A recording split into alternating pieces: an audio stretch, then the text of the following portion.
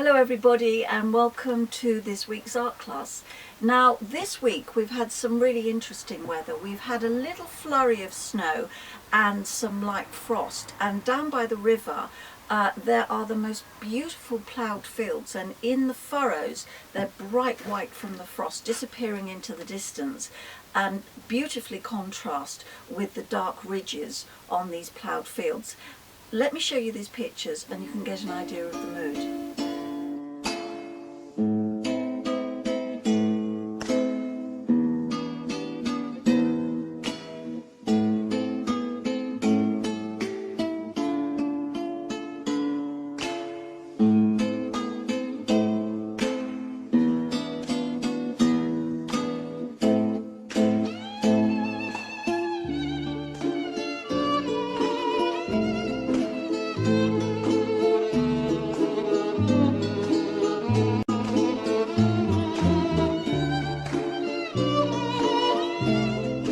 Right, now this is the picture this is the picture that I've chosen for us to do in this lesson, and what we could do is paint it directly, leaving the white of the paper for the frost and the lighter areas, and just basically paint over quite a detailed drawing. But what we want to do is just make it more interesting by putting a little bit more texture into the picture, and I'll show you how to do that in two ways. Right, now it's a fact that one of the most important aspects of creating a successful watercolour picture is planning. If you're painting in oil, you make a mistake, you can just scrape it off. It's fairly easy. But with watercolour, particularly in a picture like this, when you want to retain those whites, you need to spend some time just thinking about it. So make a cup of coffee, look at the picture and think, how am I going to go about this? What am I going to do first? What am I going to deal with? You can see that the picture itself is really quite simple. There's a big sky, just a shed and a few trees in the distance, but most of the picture is this ploughed field, and so I want you to have a think about how you can really make it an interesting picture by dealing with texture. Firstly, I want to show you a process called dry brushing. Basically what it is using very, very dry paint. Let me show you how it works. Start by practicing on a spare piece of paper so you feel fairly confident before you have a go on your actual picture. And in this case I'm using a bristle brush because I don't want to spoil my watercolour brushes. But really all you need to do is take some of the dry paint and drag it across the surface. If you've got a very pronounced tooth on your paper, it works better. It's also very good for suggesting light on water as well, that sort of broken line. Right, now another way of getting an interesting light on dark effect is to use wax as a resist to the paint. Now you can do this in a number of ways. It is quite tricky though, because once the wax is on the paper obviously you can't see it, so you have to be careful not to be too enthusiastic with it. But like with most of the things we do, practice makes perfect. The wax can come in a number of different forms. I like the small wax sticks that you can buy from the SAA. It's about £3.50 for a set of 5, so they're fairly cheap. With this picture I did use those, but I also used just an ordinary household candle, which you can sharpen if it gets blunt as you're using it. Little birthday candles are quite handy because they're quite fine, and also using just an ordinary white wax crayon works fairly well too.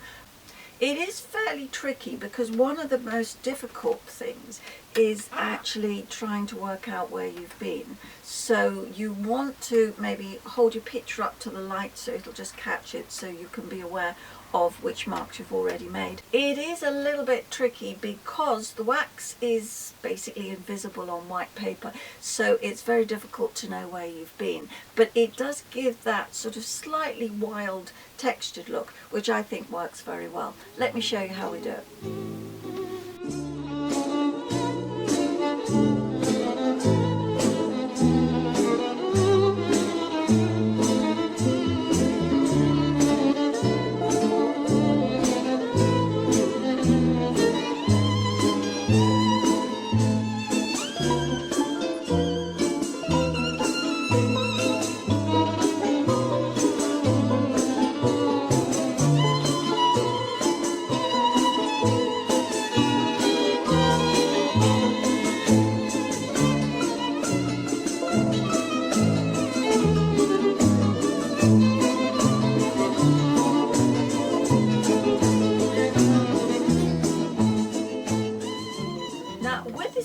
I haven't used many colours at all. The sky is really beautifully bright, so I've chosen my cerulean blue with a little bit of French ultramarine mixed in, just so it isn't too greeny.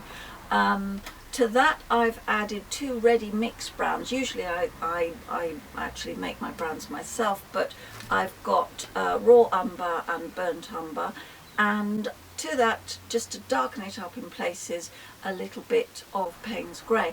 All the greens are made with those colours, and cerulean with brown just makes really quite a good colour for these sort of fir trees, because they're fairly dark anyway.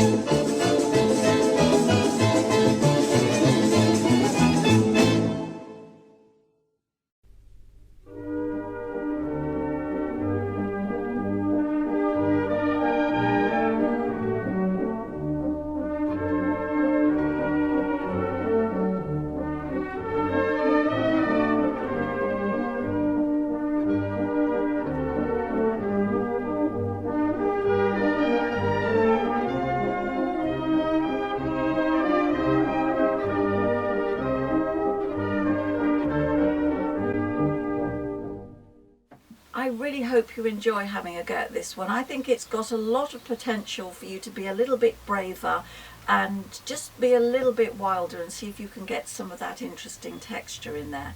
Thank you once again for your very generous donations, and please like and subscribe, and I'll see you next time. Bye.